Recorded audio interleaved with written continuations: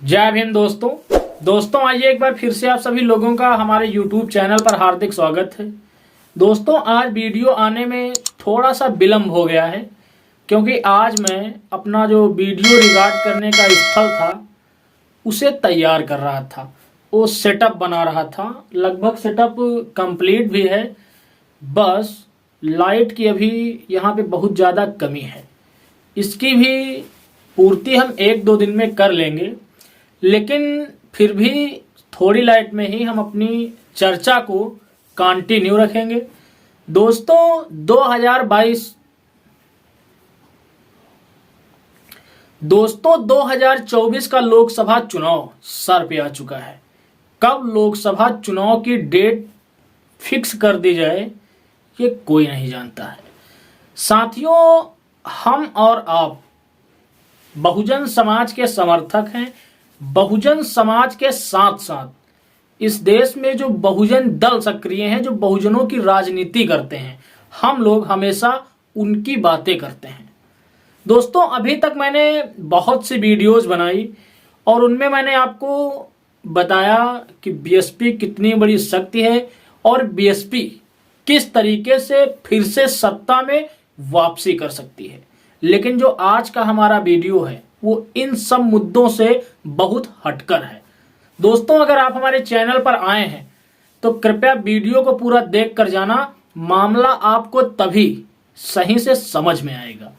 दोस्तों जैसा कि आपने हमारे वीडियो का थंबनेल पहले ही पढ़ लिया है कि लगातार बसपा को मिली हार, देख लीजिए सबसे बड़ा कारण।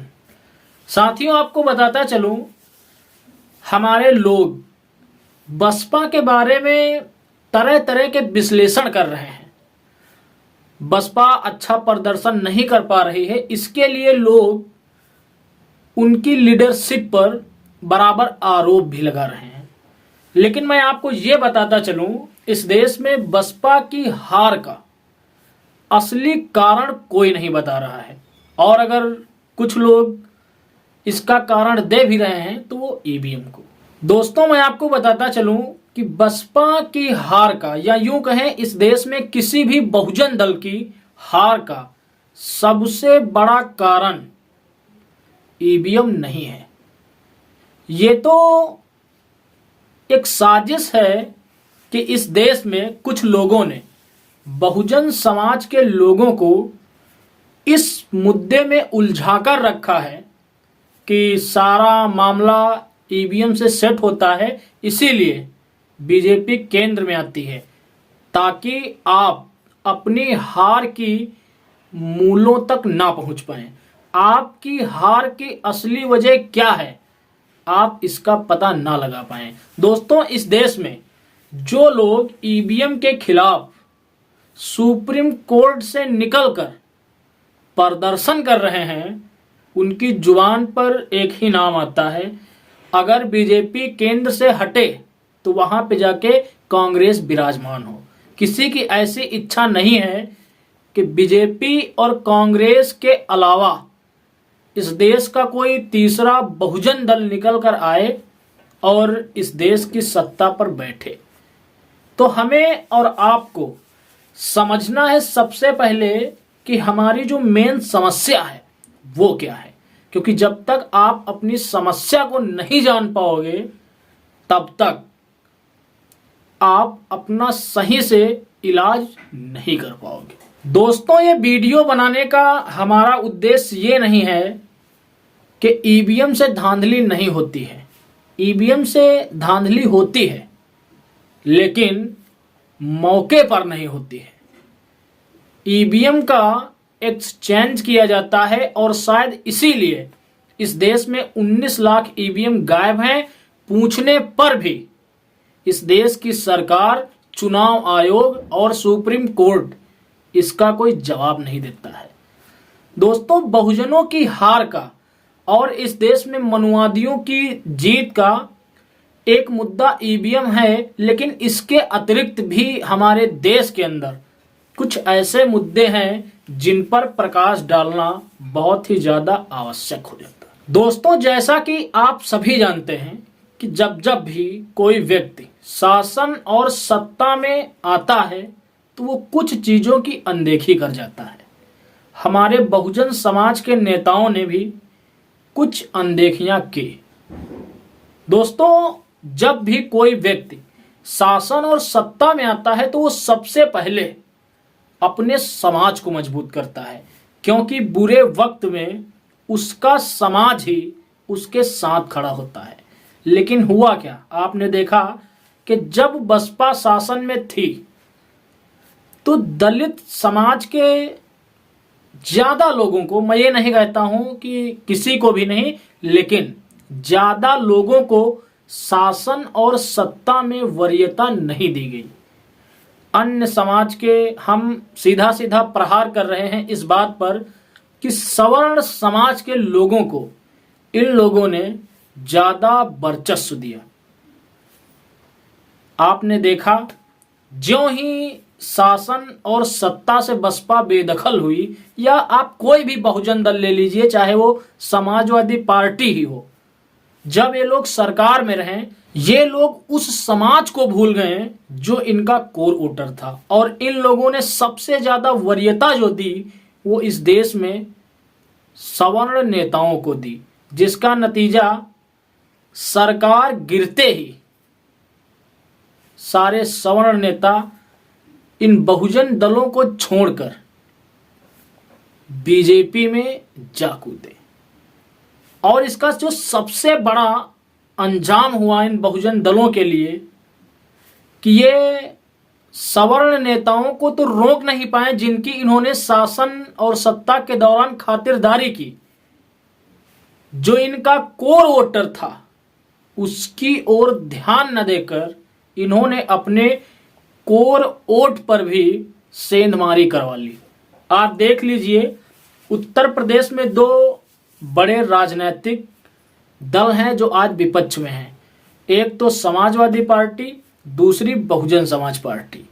दोस्तों, इनका जो कोर बेस वोटर है बसपा का दलित और समाजवादी पार्टी का यादव वोट बैंक, आज आप यकीन मानिए बीजेपी ने जो धर्म की राजनीति उत्तर प्रदेश में खेली है उससे प्रभावित और समाजवादी पार्टियों की नीतियों से परेशान लगभग 25 से 30% इनका कोर वोटर बीजेपी में जा खिसका है।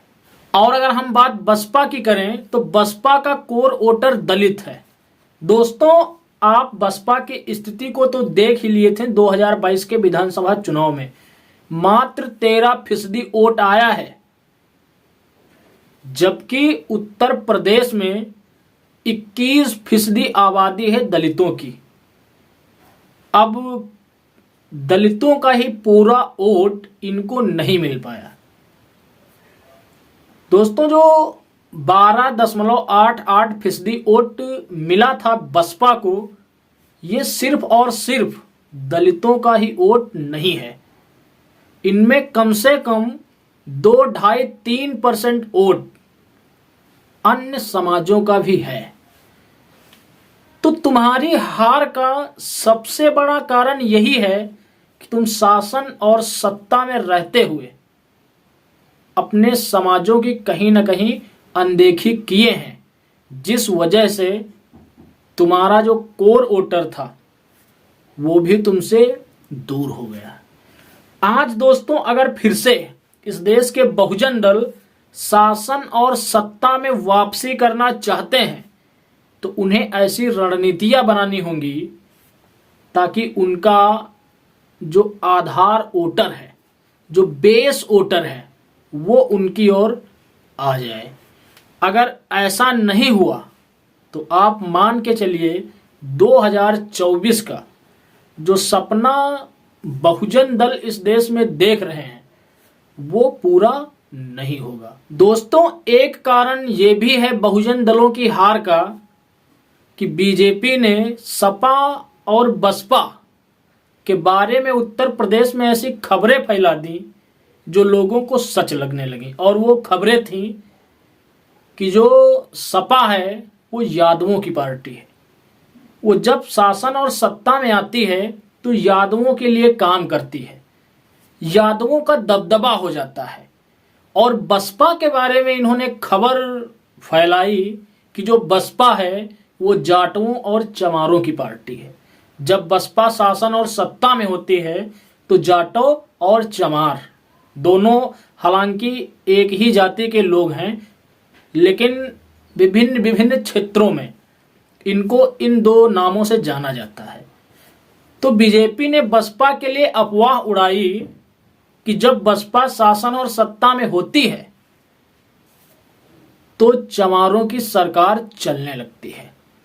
दोस्तों, ये दो बातें इस देश की अन्य जातियों के लोगों के हृदय में इस प्रकार से रम गईं कि उनको ये बातें सच लगने लगी, जिसका परिणाम हुआ ओबीसी समाज की जो छोटी जातियां थी, हम कह सकते हैं अति पिछड़ी जातियां, उन्होंने इन दलों से हमेशा हमेशा के लिए दूरी बना ली और आज उनका फुल वोटिंग के लिए होता है। मैंने इन सब चीजों को देखा है, इसीलिए आप तक इसको शेयर किया। दोस्तों, अगर सिर्फ और सिर्फ ईवीएम से ही धांधली होती तो तमिलनाडु में डीएमके की सरकार कभी नहीं आती, क्योंकि वो सनातन विरोधी हैं। दोस्तों, इस वीडियो में फिलहाल इतना ही। बाकी आप कमेंट सेशन में आके अपनी प्रतिक्रिया जरूर देना कि हमारे विचार आपको कैसे लगे। मिलेंगे एक अगले वीडियो में एक अगले मुद्दे के साथ। तब तक के लिए आप सभी को मेरा सादर जय भीम, जय भारत, जय संविधान।